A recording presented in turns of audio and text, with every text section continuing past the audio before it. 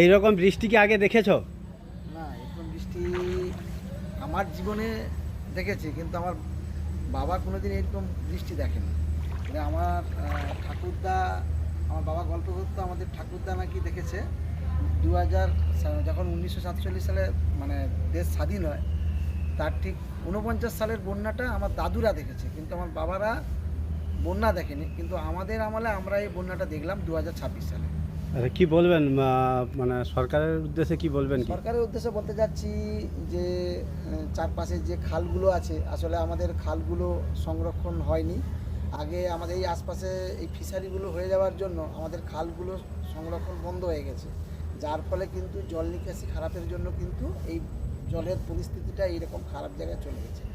তো আমি সরকারের কাছে এটাই বলতে চাচ্ছি যে আমাদের যে গ্রামের যে খালগুলো, যে নালাগুলো আছে, এগুলো যাতে ভালো সংরক্ষণ হয়। সংরক্ষণ হলে তাহলে আমাদের এই যে জলের যে সমস্যাটা হয়েছে, জল জমার যে প্রবলেমটা হয়েছে, তাহলে এটা হবে না। সরকারের কাছে একটাই আবেদন, যাতে আমাদের জল নিকাশিগুলো সুন্দর থাকে এবং সংরক্ষণ হয়, সেটাই চাইছি। নাম কি আছে? আমার নাম শুভঙ্কর ধারা, গ্রাম? গ্রাম তাজপুর।